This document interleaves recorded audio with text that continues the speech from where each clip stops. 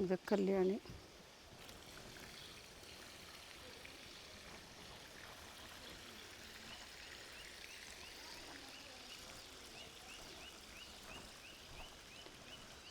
ಹಿಂದೆ ಬಿಳಿದು ಕಾಣಿಸ್ತಾ ಇದೆಯಲ್ಲ ಗೋಪುರ, ಅದು ಮುಂಚೆ ಇದ್ದಿದ್ದು ಮುಖ್ಯ ದ್ವಾರ. ಇದು ವೆಹಿಕಲಲ್ಲಿ ಬರೋರಿಗೆ ಈ ಕಡೆ ಮಾಡಿರೋದು.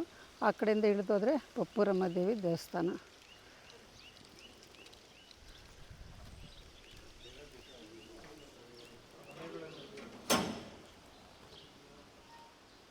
ವಾಹನ ಕಾಲಭೈರೇಶ್ವರಂದು.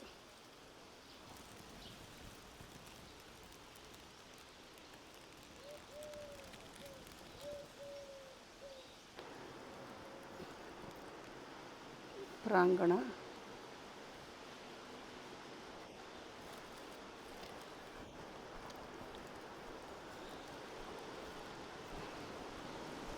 ಮೂಲ ದೇವರು ಇದು. ಅಂದರೆ ಕಾಲಭೈರೇಶ್ವರಂದು ಉದ್ಭವ ಮೂರ್ತಿ ಇಲ್ಲೇ ಇರೋದು. ಅಂದರೆ ಲಿಂಗ ರೂಪದಲ್ಲಿ ಉದ್ಭವ ಆಗಿರೋದು.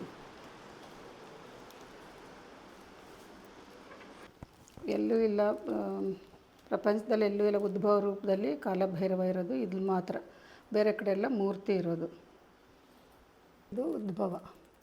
ಇದ್ರ ತುಂಬ ಬೆಳೀತಾ ಇರುವಾಗ ಪಪ್ಪೂರಮ್ಮ ಮೋಪುರ ಭೈರವನಕ್ಕ ತಲೆ ಮೇಲೆ ಕೈ ಇಟ್ಟಿದ್ದು, ಇನ್ನು ಬೆಳಿಬೇಡ, ಬೇರೆಯವ್ರಿಗೆಲ್ಲ ಪೂಜೆ ಮಾಡೋಕ್ಕೆ ಕಷ್ಟ ಆಗುತ್ತೆ, ಅಭಿಷೇಕ ಮಾಡೋಕ್ಕೆ ಅಂತ ಹೇಳಿ ತಲೆ ಮೇಲೆ ಕೈ ಇಟ್ಟಾಗ ಅಕ್ಕನ್ನು ತಳ್ಳಿದ್ದು ಪಪ್ಪೂರಮ್ಮ ಬೇಜಾರು ಮಾಡಿಕೊಂಡು ಕೆಳಗಡೆ ಕೂತಿರೋದು.